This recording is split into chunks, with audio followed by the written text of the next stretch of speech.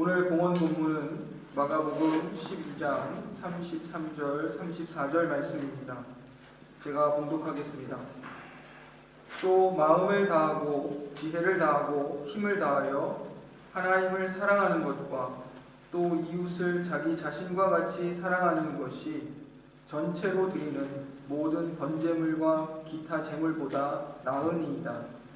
예수께서 그가 지혜 있게 대답함을 보시고 이르시되 내가 하나님의 나라에서 멀지 않도다 하시니 그 후에 감히 묻는 자가 없더라. 아멘. 오늘 나눌 하나님 말씀은 마가복음 9장 1절에서 13절까지의 말씀입니다. 제가 봉독하겠습니다. 또 그들에게 이르시되 내가 진실로 너희에게 이르노니 여기 서 있는 사람 중에는 죽기 전에 하나님의 나라가 권능으로 임하는 것을 볼 자들도 있느니라 하시니라.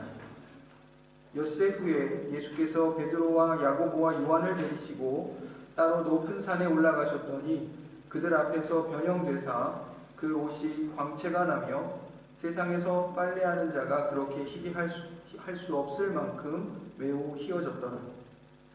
이에 엘리야가 모세와 함께 그들에게 나타나 예수와 더불어 말하거늘 베드로가 예수께 고하되 랍비여 우리가 여기 있는 것이 좋사오니 우리가 초막 셋을 짓되 하나는 주를 위하여 하나는 모세를 위하여 하나는 엘리야를 위하여 하사이다 하니 이는 그들이 몹시 무서워하므로 그가 무슨 말을 할지 알지 못함이더라.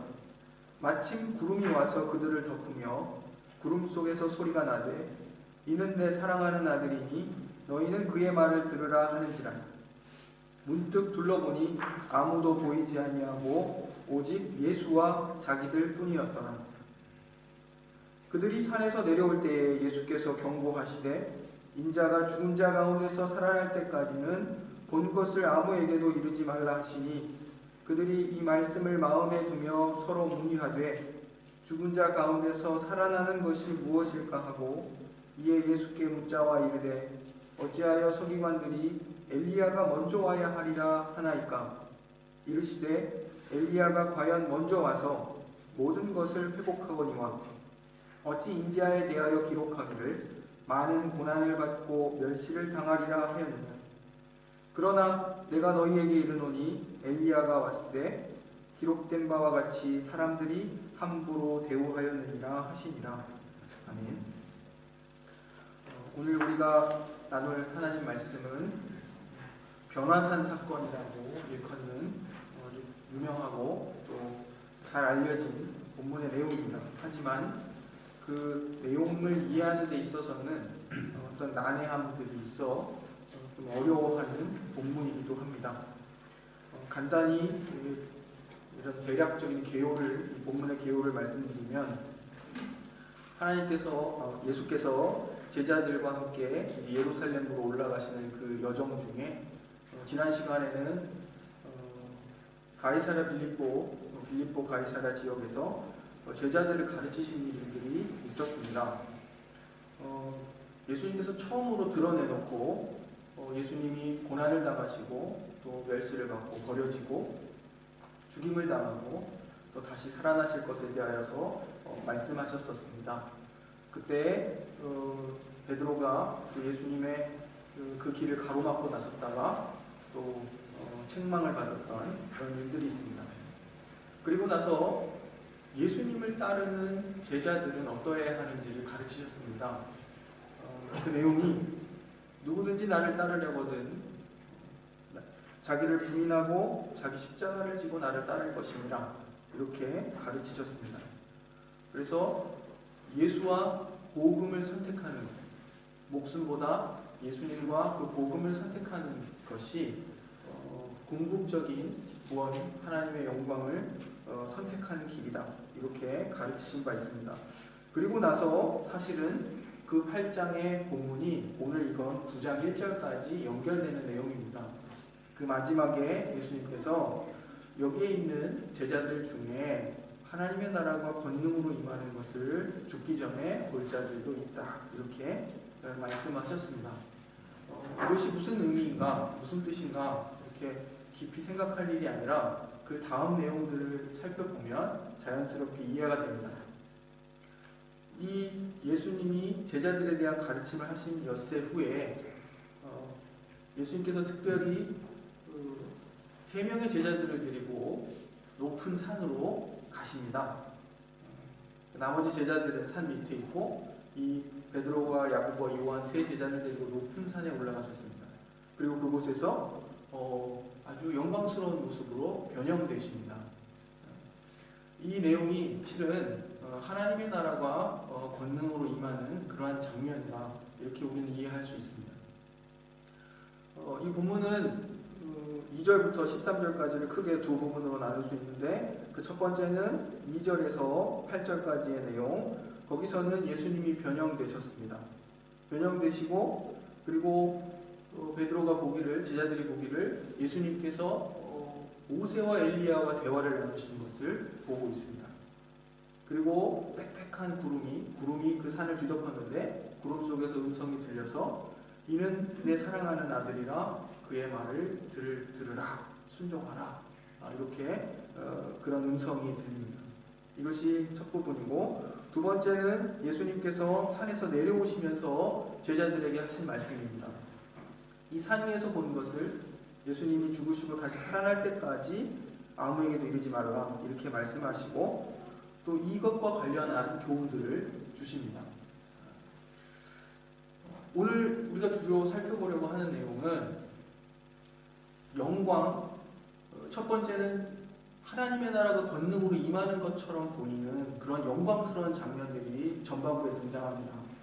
그런데 실상 예수님께서 의도하시는 것은 그러한 영광스러운 주님이, 그 주님이 가시는 그 길, 그리고 그 목적지가 어디인가를 말씀하시려는 겁니다. 그것은 죽고 부활하시는 그 십자가의 길을 가신다, 이것을 말하려는데 목적이 있습니다. 그런데 아무리 예수님께서 이러한 사실들을 말씀하셔도 제자들이 이해하지 못합니다. 왜냐하면 그 제자들의 머릿속에는, 그 마음속에는, 그리고 그들이 가진 기대 속에는 예수님이 그렇게 보여주시고 말씀하시는 그 예수님에 대한 내용이 없기 때문입니다. 문제가 항상 거기에 있습니다.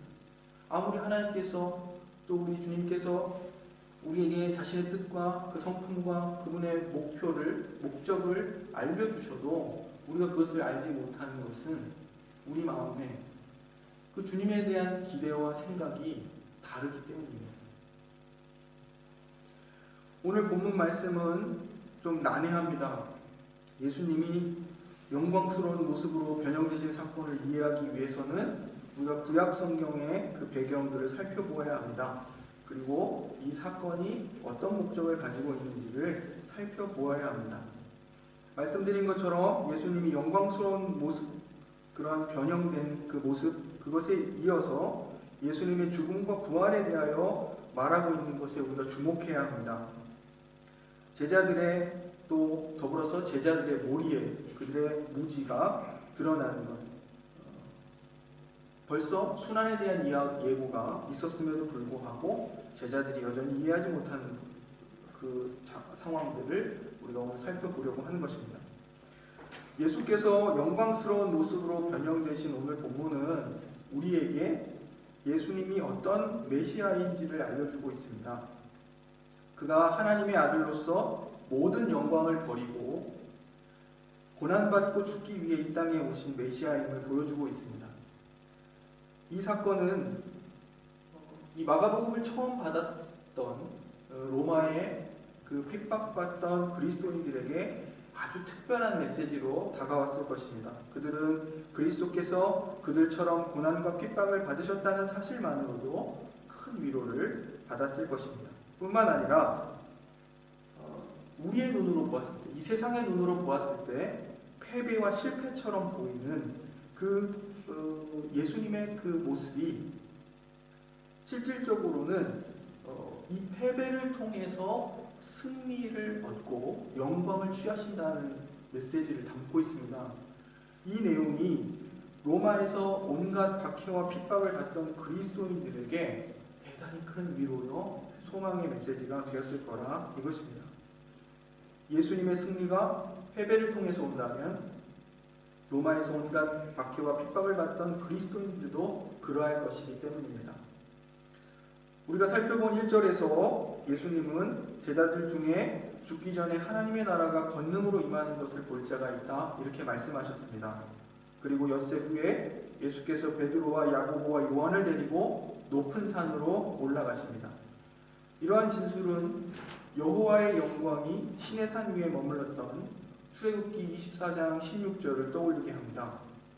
그 24장 16절을 보시면 모세와 더불어서 70인의 장로들이 하나님 여호와의 영광 가운데 부름받습니다. 그리고 특별히 그 중에서도 여호수아를 데리고 모세가 하나님의 그 영광 가운데로 인도됩니다. 소환받습니다.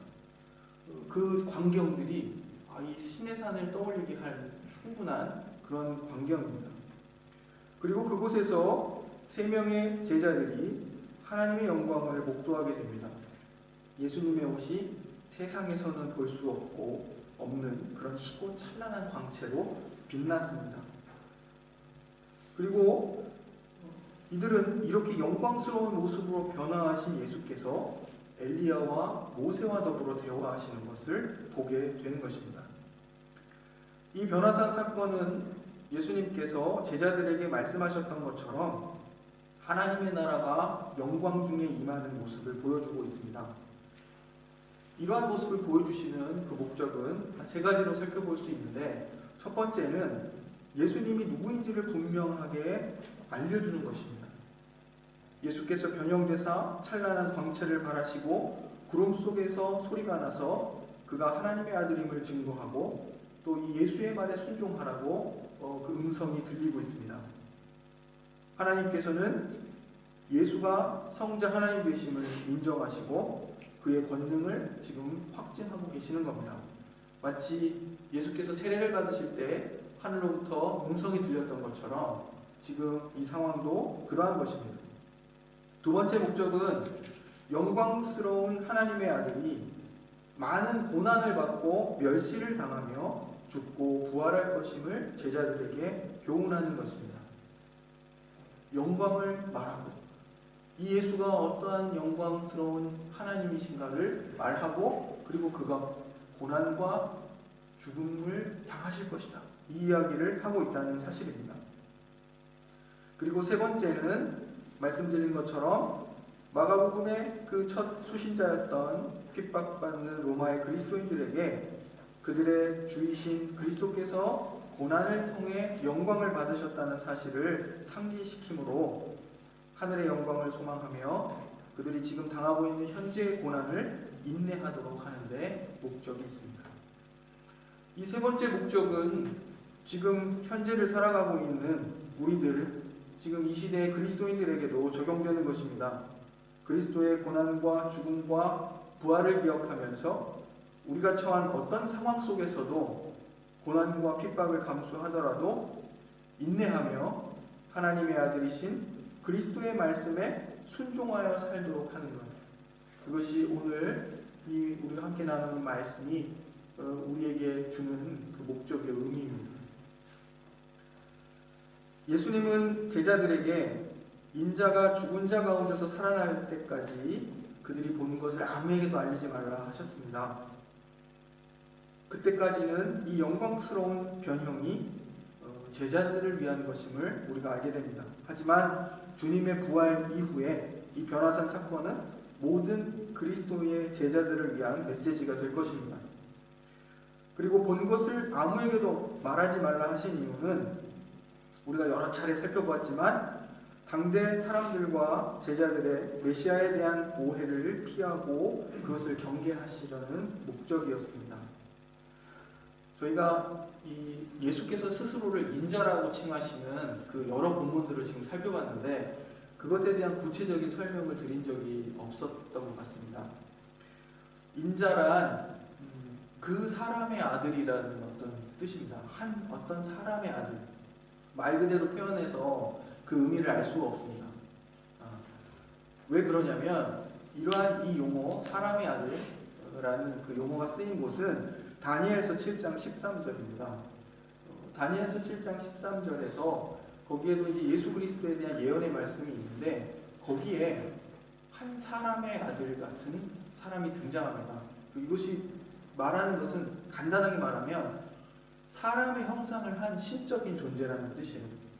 예수님에게 딱 적합한 그런 표현이죠. 사람의 모습을 하고 있지만 하나님 되시는.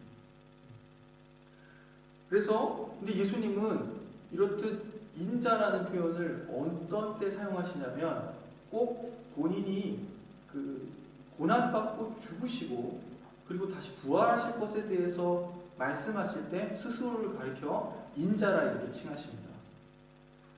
마가복음은 1장 1절이 얘기하는 것처럼 하나님의 아들 예수 그리스도에 관한 복음의 시작인데 예수가 하나님의 아들 되신다는 사실을 말하려는 그 목적을 가진 복음서입니다.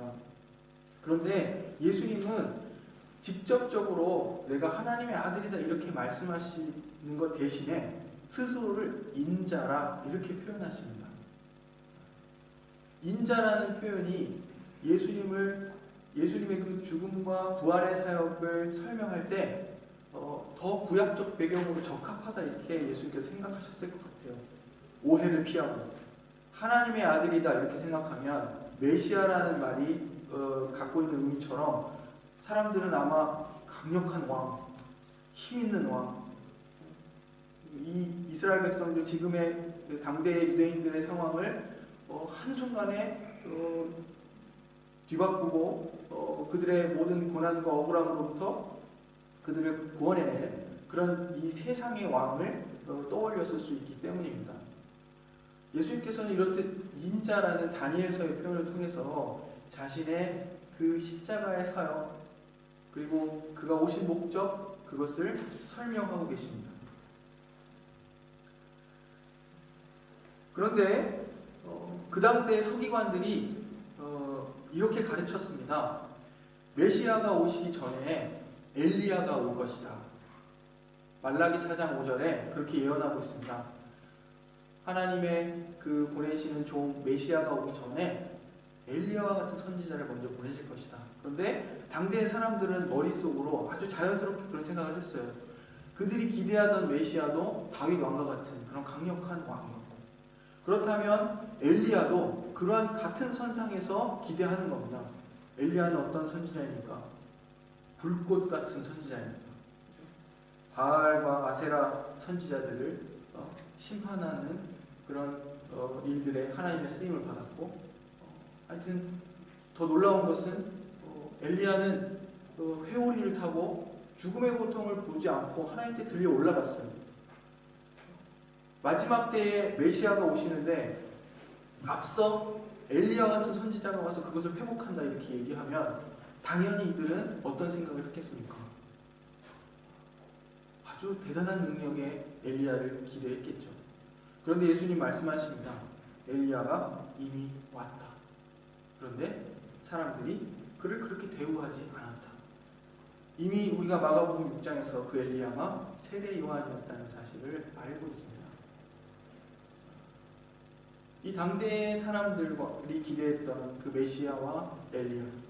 하지만 예수님과 세례 요한은 그러한 모습으로 오시지 않았다는 사실을 교훈하고 있는 것입니다.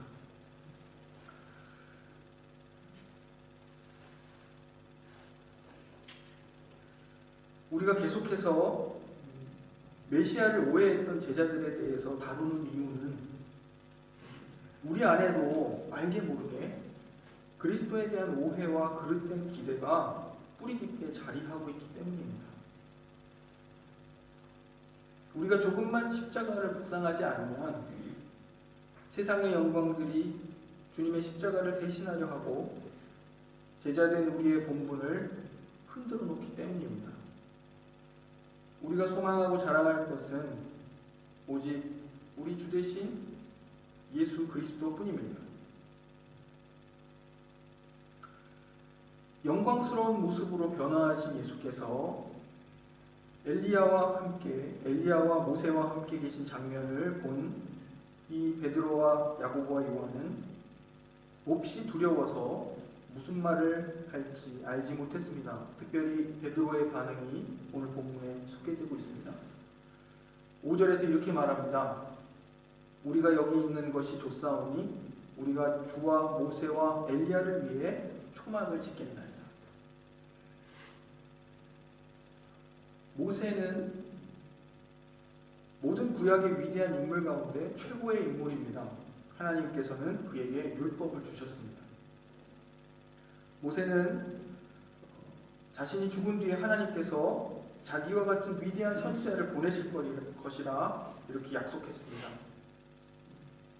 그렇기 때문에 고대 유대인들은 하나님의 구원이 도래하기 전에 하나님께서 모세와 같은 위대한 선지자를 보낼 것이라 이렇게 생각했습니다. 지금 모세가 가지고 있는 위치에 대해서 말씀을 드리는 겁니다. 또 초대 기독교인들은 이 모세의 진술을 이것을 모세와 같은 한 선지자를 마지막 때에 보내실 것이라 이 말을 예수님을 보내시는 것으로 이해했습니다. 모세와 같은 선지자는 곧 예수님을 가르친다 이렇게 이해할 것입니다. 오늘 본문 7절에서 모세의 출현은 말씀드린 것처럼 신명기 18장 5절에 나타난 모세의 진술, 모세가 얘기하기를 마지막 때에 자기와 같은 위대한 선지자를 보내실 것이다. 그의 말을 들으라. 이렇게 얘기했던 그 신명기 18장 15절에 나타난 저의 말을 들으라. 이것이 지금 예수 그리스도에게서 성취되고 있다는 것을 보여주는 그런 것입니다.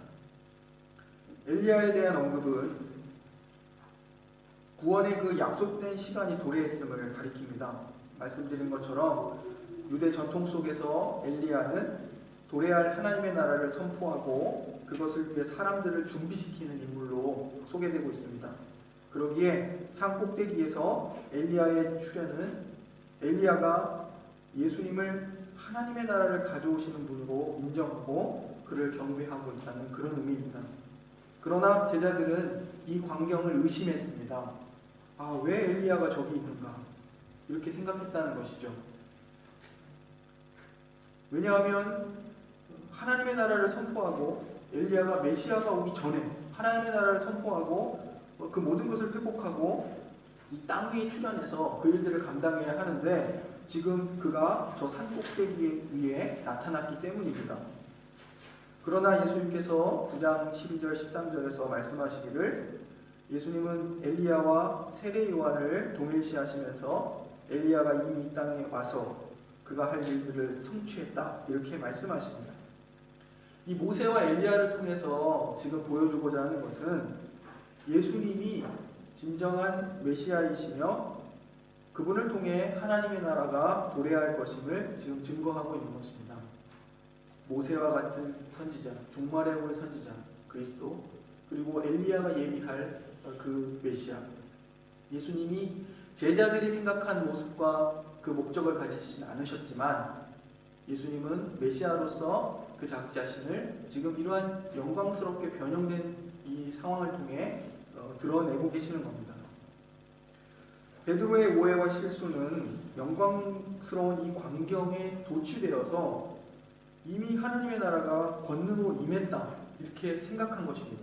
성취됐다. 그리고 그 영광스러운 순간에 머물기 위해 주님과 모세와 엘리야를 위해 초막을 짓겠다 이렇게 말하고 있는 것입니다. 고대 사람들은 천막을 신적 존재들의 거처로 여겼습니다. 그래서 초막을 짓겠다는 것은 여기가 하나님의 나라가 임한 이미 완성된 이런 상태다. 여기가 너무 좋다. 이렇게 생각하는 것입니다. 베드로는 두려웠고 그 두려움은 그의 마음을 더욱 흐리게 만들었습니다. 초막 셋을 짓겠다는 것은 무슨 뜻이겠습니까? 주를 위해, 모세를 위해, 엘리야를 위해. 주님도 모세와 엘리야와 다 비슷하게 생각하는 겁니다. 모세와 엘리야와 예수님을 동일시하고 있습니다. 또한 제자들의 문제는 예수님이 하나님의 아들 메시아라는 사실을 바르게 이해하지 못하고 모세와 엘리야와 같은 인물 정도로 생각한 것입니다. 위대하고 능력 있는 선지자와 같은 분으로 자신들의 이 탐탁치 않은 그리고 불편한 현실을 단숨에 역전시켜줄 영웅 정도로 생각했던 것입니다. 그들은 이 세상의 일을 해결해줄 구원자를 기대하고 있었습니다. 제자들은 보통 사람들이 아닙니다. 예수님의 권위 있는 부르심에 순종한 것이지만 결과적으로 보았을 때 그들이 가진 모든 것을 다 버리고 예수님을 쫓았습니다. 그런데 문제는 예수님을 따르며 그들의 마음 한구석에 이것을 통해 내가 모든 것을 버리고 주님을 따른 것에 대한 대가를 바라고 있었습니다. 그래서 이들은 예수님이 십자가를 향해 가시는 그 길 위에서 누가 큰가? 우리 중에 누가 더 높은 자인가? 누가 예수님이 영광을 얻으시며 오른편과 좌편에 앉을 것인가를 가지고 싸웠습니다.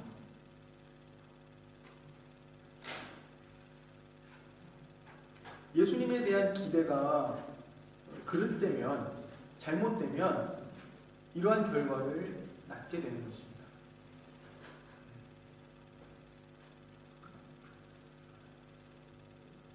하지만 예수님은 고난과 죽음과 부활을 통해 모든 인생과 세상 만물의 가장 근원적인 문제인 죄의 문제를 해결하러 오신 구원자이십니다.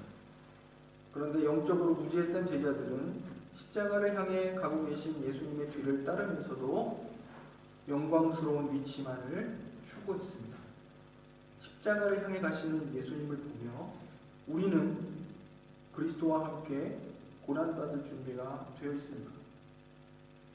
혹 우리 마음 한구석에 내가 모든 것을 버리고 주님을 따랐는데 주님께서 나를 높여주시기를, 이 세상에서 주님께서 나에게 영광을 주시기를 어떠한 보상을 바라고 있지 않는지 우리를 돌아보았으면 좋겠습니다. 변화산 사건은 하나님의 나라가 권능으로 임하는 모습을 보여주었습니다. 그 영광은 사실 예수 그리스도께서 아버지 하나님의 말씀에 순종하심으로 드러나는 것입니다. 제자들은 모세가 그 영광 가운데 계신 하나님, 여호와 하나님을 만났던 그 시내산의 영광스러운 모습을 보았던 것처럼 제자들이 그 광경을 목도했지만 사실 진정한 영광은 어디서 드러나냐면 예수 그리스도께서 하나님의 말씀에 순종하여 그의 사역을 감당하실 때 드러나는 것입니다. 그래서 그리스도의 탄생과 더불어 하늘의 증거가 그리스도께서 그 아버지 하나님의 말씀에 순종하여 이 땅에 오신 그 시작부터 하늘의 영광이다 이렇게 말하고 있습니다. 그 영광은 인자의 고난과 죽음과 부활을 통해 나타나는 것입니다. 우리는 고난을, 심지어 죽음을 감수하고서라도 이 하나님의 통치의 실현을 위해 힘쓰고 있습니다. 우리는 세상의 영광을 추구하는 일에 더 힘을 쏟고 있지 않습니까? 꼭 나머지 9 제자들이 산 밑에서 영적인 전투를 벌이고 있음에도 불구하고 지금 상황에 만족하여 이 산 위의 세 제자들처럼 초막을 짓고 그 산 위에 안주하려 하고 있지 않습니까? 산 위에서 안주하는 공동체를 꿈꾸고 있지 않습니까? 우리는 하나님의 나라가 이 땅의 교회를 통해 이 땅 가운데 실현되도록 복무해야 하는 그런 책임이 있습니다. 교회는 산 위에서 영광을 누리며 안주하는 공동체가 아니라 말씀에 순종하는 삶을 살아내서 그 하나님의 나라와 그 통치가 우리 공동체 안에 그리고 우리 이웃과의 관계와 모든 사회적 관계 속에 나타나도록 하는 삶을 살아야 하는 것입니다. 우리가 읽었던 오늘의 본문입니다. 또 마음을 다하고 지혜를 다하고 힘을 다하여 하나님을 사랑하는 것과 또 이웃을 자기 자신과 같이 사랑하는 것이 전체로 드리는 모든 재물과 기타 재물보다 나은 일이다. 예수께서 그가 지혜 있게 대답함을 보시고 이르시되 내가 하나님의 나라에서 멀지 않도다 하시니 그 후에 감히 묻는 자가 없더라. 이 말씀은 그 당대의 서기관들, 그 당대의 예수님 당대의 서기관들이 유대인들의 재산을 탐하고 율법적 행위만을 강요해서 그들을 올가매려고 했던 그 당대의 서기관들과 달리 진정으로 하나님을 경외하고 하나님 말씀에 순종하여 살고자 했던 한 지혜로운 서기관에게 하신 말씀입니다. 그가 지혜롭게 대답한 것을 보시고 네가 하나님 나라에 멀지 않다, 이렇게 말씀하신 내용입니다. 그 내용이 무엇입니까? 하나님을 사랑하고 내 이웃을 내 몸과 같이 사랑하라 하신 말씀. 이것이 그때 그 사람들이 드렸던 모든 번제물과 기타 제물보다 더 낫다, 이렇게 말한 것입니다. 대답한 내용입니다. 우리는 하나님께서 원하시는 것보다 우리가 원하고 또 우리에게 쉽고 익숙한 방식으로 하나님을 예배하고 사랑하려는 경향이 있습니다. 하나님이 뭘 원하시는가 관심이 없는 것이죠. 혹은 우리가 우리의 이웃과 형제들을 섬길 때도 마찬가지입니다. 제가 늘 자신이 없는 것이, 제가 그다지 이렇게 눈치가 이렇게 빠른 사람이 아니어서 주변이 저를 답답하게 굴 때가 참 많습니다. 그런데 그것보다, 주변이 나를 답답해하는 것보다 더 걱정되는 것은 뭐냐면, 사랑하고 섬긴다는 것은 그 사랑과 섬김을 받는 사람이 받음직한 사랑과 섬김이어야 하는데, 그것을 잘 이렇게 발견할 수 있는 그런 눈치가 없다는 것이죠. 사랑은 내가 가진 것이 없어서 나눠주지 못하는 것이 아니라, 그보다 더 중요한 것은 저 사람이, 내 이웃이, 내 형제가 무엇을 필요로 하는가를 아는 것입니다. 먹을 것이 없는 이에게 먹을 것을 주고, 옷이 없는 이에게 옷을 주고, 이렇게 성경은 쉽게 설명하고 있습니다. 문제는 자기 만족을 위해서 하나님도 그런 방식으로 사랑하고 내 이웃도 그런 방식으로 사랑하고 교회도 그런 방식으로 섬기는 그런 우리들의 모습입니다. 바르게 신앙생활을 하는 것은 평안과 기쁨, 이렇게 굉장히 릴렉스한 이런 상태가 아니라 실상은 대단한 긴장 속에 살아가는 겁니다. 세상에서 봤을 땐 피곤한 일이 될 수 있습니다. 하지만 놀랍게도 그러한 긴장, 그것이 오히려 우리 마음의 만족과 기쁨과 또 하나님에 대한 어떤 교훈을 갖도록 한다. 이것이 신앙의 어떤 신비입니다.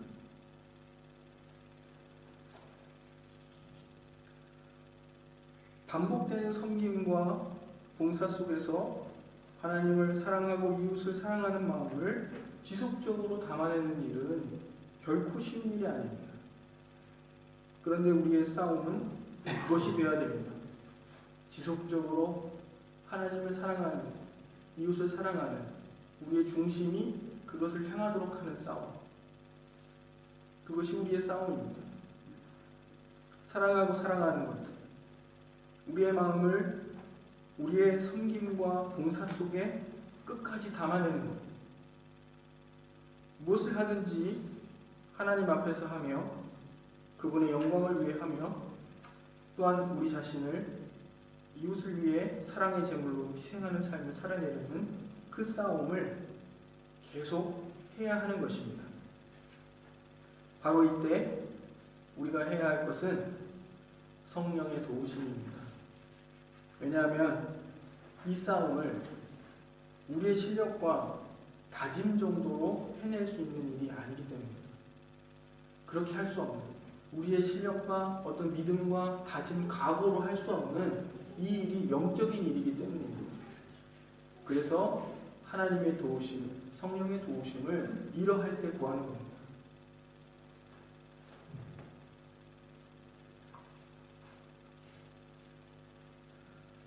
우리가 전심전력으로 하나님을 사랑하고 경외하고 내 이웃을 내 몸과 같이 사랑할 때 하나님의 나라가 권능으로 임하는 것을 보게 될 줄 믿습니다. 교회가 그리스도와 함께 고난받으며 그리스도께 순종할 때 이 땅의 영광이 아닌 하늘의 영광을 소망할 때 하나님의 통치가 온전히 드러나게 될 것을 믿습니다. 우리 모두 함께 고난 뒤에 주어질 하늘의 영광을 기대하며 인내하며 성도된 우리의 본분을 그 사랑의 삶을 잘 살아낼 수 있기를 간절히 축원합니다. 기도하겠습니다. 사랑의 하나님, 우리 안에 뿌리 깊게 자리하고 있는 세상의 영광을 바라는 우리의 죄된 성향들을 발견하게 하시니 감사합니다. 하나님, 우리가 여러 가지 그럴듯한 이유를 대며 우리 자신을 정당화하려고 하지만 세상의 영광을 바라고 현실에 안주하려고 할 때가 많습니다. 하나님의 방식이 아닌 우리의 방식을 고집할 때 많고 하나님의 뜻보다 우리의 편리함을 선택할 때가 많습니다. 주님, 우리의 연약함을 긍휼히 여겨 주옵소서. 우리가 날마다 그리스도의 십자가를 묵상하게 하셔서 세상의 영광이 아닌 고난 뒤에 주어질 하늘의 영광을 사모하며 살도록 인도하옵소서. 그리스도께 순종함으로 우리의 삶 속에 하나님의 나라가 권능으로 임하는 것을 경험할 수 있게 하옵소서. 예수님의 이름으로 기도드립니다.